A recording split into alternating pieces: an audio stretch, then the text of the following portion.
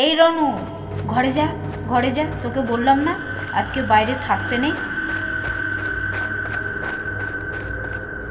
আজকের সন্ধ্যাবেলাটা অন্য সন্ধ্যাবেলার মতো ছিল না। পশ্চিমবঙ্গের একটা গ্রাম, নিস্তা। আজ এই গ্রামে একটু খুব তাড়াতাড়ি সন্ধ্যা নেমেছে। সবাই যেন বাড়ি যাওয়ার হুত্তারা লেগেছে। কুয়াশা যেন মাটিতে নেমে পড়েছে। গ্রামের চারদিকে একটা হুত্তারা লেগে গেছে। দোকানদার ভেতরে জিনিসপত্র ফেলে দোকান বন্ধ করছে। একজন মা তার ছেলের হাত ধরে তাকে বাড়ি নিয়ে যাচ্ছে। গ্রামের তিনজন বাসিন্দা যারা সাধারণত প্রতিদিনই চায়ের দোকানে আড্ডা মারে, তারা আজকে একটু তাড়াতাড়ি বাড়ি ফিরছে। প্রতিটা বাড়ির দরজায় কালো কাপড়, জানালায় কালো কাপড় বাঁধা হচ্ছিল। ঠিক তখনই গ্রামের চৌকিদার সাইকেল চালিয়ে গ্রামের মাঝখানে আসে এবং সাইকেল থামিয়ে বলে ওঠে, এই সবাই তাড়াতাড়ি ঘরে যাও, তাড়াতাড়ি ঘরে দরজা জানালা বন্ধ করো, আজকে বৈঠক লাগবে, ওরা আসছে তাড়াতাড়ি। গ্রামে হইচই লেগে গেছে। পশু পাখি কুকুর সবাই চারিদিকে দৌড়াদৌড়ি করছে, যেন মনে হচ্ছে কোনো যুদ্ধ হতে চলেছে। চারিদিককার পরিবেশ থমথমে হচ্ছে। আমাদের আশেপাশের গ্রামে এমন অনেক কিছু থাকে যেগুলো হয়তো আমরা শহরের মানুষ জানতে চাই না, কিন্তু গ্রামে অনেক কিছু ঘটে যায় যেগুলো হয়তো শহরের খবরে জায়গা পায় না। আজকে যে ঘটনাটা আপনাদেরকে শোনাবো, এটা এই নিস্তা গ্রামে ঘটে যাওয়া একটি সত্য ঘটনা। তাহলে চলুন, রিম্পা স্টুডিওর নতুন গল্পে আপনাদেরকে স্বাগতম। আজকের গল্প রাত 12টার সেই ডাক। রাত 9টা বেজে গেছিল। দূর থেকে একটা লাল বাস এসে দাঁড়ালো নিস্তা গ্রামের বাস স্ট্যান্ডে। বাস থেকে সুভাষ রাস্তায় নামলো। এই গ্রামের বাসগুলো কত ঝটকা দেয়।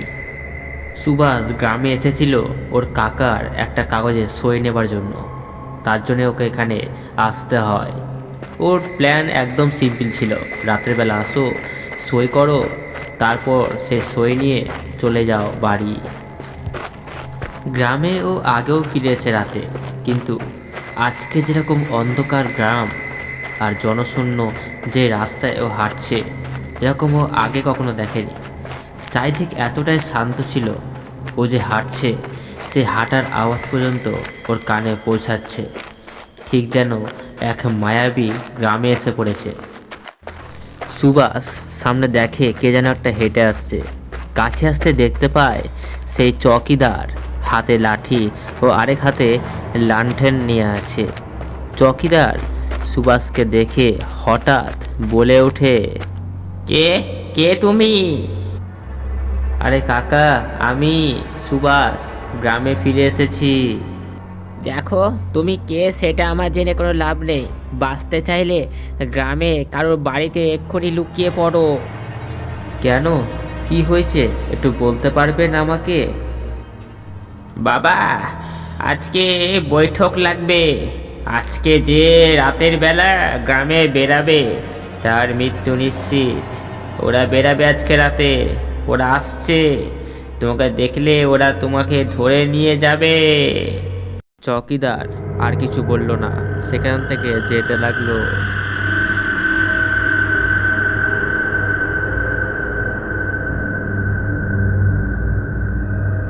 সুভাষ গ্রামের অন্ধকার রাস্তা দিয়ে হাঁটছে। হাঁটতে হাঁটতে ও আশেপাশের পরিবেশটা দেখছে। কিছুক্ষণ হাঁটার পর ও অবশেষে ওর কাকার বাড়ি পৌঁছে যায়। কাকা দরজা খুলো, আমি এসে গেছি, কাকা দরজা খুলো। কোনো আওয়াজ ভেতর থেকে আসলো না। সুভাষ আবার বলল, কাকা। সুভাষের কাকা হঠাৎ করে বাইরে বেরালো। এক ঝটকায় ওকে ঘরের ভেতরে ঢুকিয়ে নিল। তারপর ঘরের দরজাটা ভালো করে আটকে দিল। প্রথমে কাঠের একটা ডান্ডা, তারপর লোহার রড দিয়ে দরজাটা বন্ধ করলো। ঘরের ভেতরে ওর কাকা ও কাকিমা ছিল ও তাদের ছেলে ছিল। এসব কি হচ্ছে কাকা? আমি পুরো গ্রাম এরকম কেন দেখছি? এসব কি হচ্ছে বলো তো? আজকের দিনে তুই এসে ভুল করেছিস, তুই পাগল হয়েছিস। আজকের দিনে কেউ আসে বলতো? আজকের দিনে তো বৈঠক নামে, ওই বট গাছের নিচে মরাদের আজকে বৈঠক হয়, বুঝলি? কাকা, তুমি আমাকে সই করে দিয়ে দাও, আমি সকাল সকাল চলে যাবো। এসব ভূত পেথায় গল্প আমাকে শুনিও না তো, বুঝলে? আমি এখনকার যুগের। শোন, আজকে রাতে যাই হয়ে যাক, ঘরের বাইরে বেরাবি না। তোদের মতো ছেলেদের এরকমই হয়, বুঝলি? বেশি বুঝে গেছিস। আজকে তুই ঘরের বাইরে বেরাবি না, বুঝতে পেরেছিস তো? সুভাষের কাকা ঘুমানোর জন্য একটা ঘর দেয় সুভাষকে, মশারি টাঙিয়ে সব কিছু তৈরি করে ফেলে। সুভাষও ঠিকমতো খাওয়া দাওয়া করে শুয়ে পড়ে, কিন্তু ওর যেন ঘুম আসছিল না। হয়তো গ্রামের কোনো মানুষেরই ঘুম আসছিল না, সবাই যেন ভয়ে চুপচাপ শুয়েছিল। চারিদিক একেবারে নিস্তব্ধতা। কাকা মনে হয় ভীতু, আমি বাইরে থেকে একটু সিগারেটটা খেয়ে আসি। ও বাড়ির বাইরে চলে আসে। বাইরে এসে দেখে কুয়াশা এতটা ঘন যে দেয়াল প্রাচীর কিচ্ছু দেখা যাচ্ছে না। তখনই ও নাকে একটা চীনা পরিচিত একটা গন্ধ আসতে লাগে। সেটাও অনেক বছর আগে ঠিক খেয়েছিল। হুক্কার গুড়গুড়ানির সেই আওয়াজটাই যেন চারদিকে ভেসে বেড়াচ্ছে, যেন মনে হচ্ছে অনেকগুলো লোক একসঙ্গে হুক্কা খাচ্ছে। আওয়াজটা আসছে গ্রামের বটগাছের নিচ থেকে। সুভাষ বলল, গ্রামের কিছু লোক হুক্কা খাচ্ছে আর এনজয় করছে, যাই আমি একটু হুক্কাটা মেরে আসি।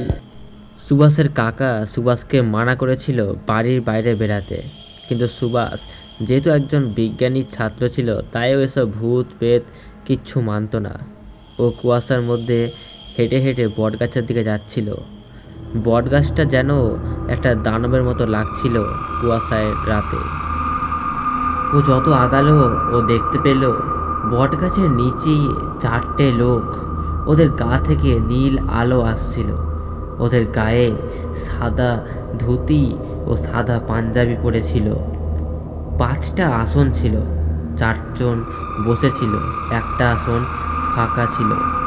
ওদের কাছে এসে সুভাষের মনটা যেন একটু ঘাবড়ে যায়, কিন্তু তবুও ও বলে ওঠে, দাদুরা নমস্কার, হুক্কাটা টানতে পারি?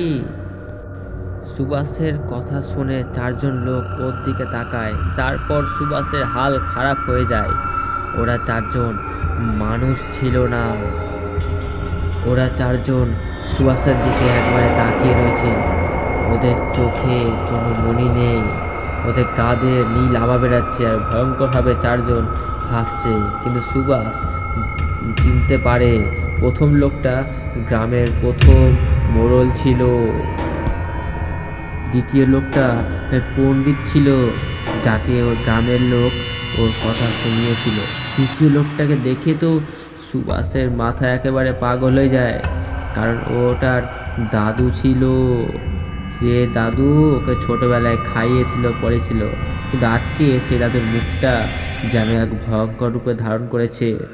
এইসব দেখে সুভাষ নিজের কথা বলার শক্তি পায় হারিয়ে ফেলে। ভয়ে ওর পুরো শরীর থরথর করে কাঁপতে লাগে। ও যে কি করবে সেটা কিছুই বুঝতে পারে না। মাঝখানে যে হুক্কাটা ছিল, সে হুক্কাটা সুভাষের দিকে আসতে থাকে এবং ইশারা করতে থাকে সুভাষকে এই বৈঠকে বসতে। সুভাষের অবস্থা একেবারে খারাপ হয়ে গেছিল। ও কানে কানে একটা কথা শুনতে পায়, আমরা তোরই অপেক্ষা করছিলাম সুভাষ, আয় আয় এখানে বস আর হুক্কা টান, আয় সুভাষ। আমাকে ছেড়ে দিন, আমাকে ছেড়ে দিন আপনারা, আমি হুক্কা টানবো না, আমি হুক্কা টানবো না, আমাকে ছেড়ে দিন আপনারা। যে রাতের বেলা এই বটগাছের নিচে আসে ওকে হুক্কা টানতেই হবে, ওকে হুক্কা টানতেই হবে। সুভাষকে কোনো একটা অদৃশ্য শক্তি যেন টানছিল। সুভাষ সেই বৈঠকে এসে বসে। ঠিক তখনই হুক্কাটা ওর দিকে হাওয়াতে ভেসে চলে আসে। একবার হুক্কায় টান মার বেটা, সব ক্লান্তি দূর। সুভাষের মুখে নিজে নিজে হুক্কার পাইপটা ঢুকে যায়। সুভাষ যেই ভিতরে শ্বাস নেয়, তখনই সুভাষের ভেতর থেকে একটা সাদা আলো বাইরে বেরায়। সেই সাদা আলোটা সুভাষের স্মৃতিশক্তি, সুভাষের আত্মা, সুভাষের জাবানি ছিল। সেই আত্মা সেই হুক্কার ভিতরে ঢুকে যায়। ঠিক তখনই সুভাষের হাত যেন বুড়ো মানুষের মতো হয়ে যায়। সুভাষ পুরো বুড়ো হয়ে যায়, ওর চুল সাদা হয়ে যায়। ঠিক তখনই ওর সামনে থাকা 4 জন ভূতেরা ইয়ং হয়ে যায়, যেন তাদের বয়স 50 থেকে 20 হয়ে গেছে। ঠিক তখনই সুভাষ ওখানেই অজ্ঞান হয়ে যায়। পরের দিন সকালে গ্রামের লোক ও সুভাষের কাকা সেই বট গাছের নিচে আসে। বট গাছের নিচে একটা লাশ পড়েছিল। লাশের জামা কাপড় সুভাষের মতো হলেও সে শরীর 100 বছরের বুদ্ধা ছিল। শরীরের হাড় বেরিয়ে গেছিল, মুখ পুরো শুকিয়ে গেছে।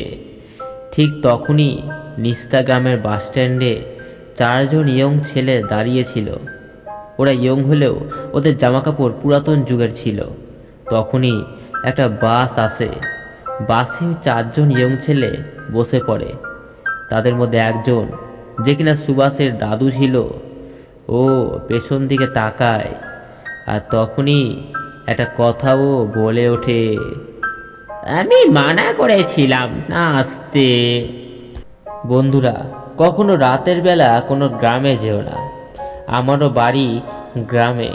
আমি রাতের বেলা গ্রামে ফিরি, কিন্তু কখনো কোনো অজানা গ্রামে রাতের বেলা যেও না, যেখানে তুমি আগে কখনো যাওনি।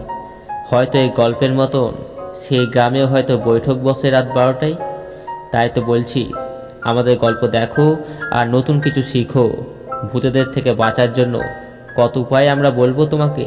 তাই এক্ষুনি সাবস্ক্রাইব করে নাও আমাদের চ্যানেলটি। ধন্যবাদ, আবার দেখা হবে খুব তাড়াতাড়ি।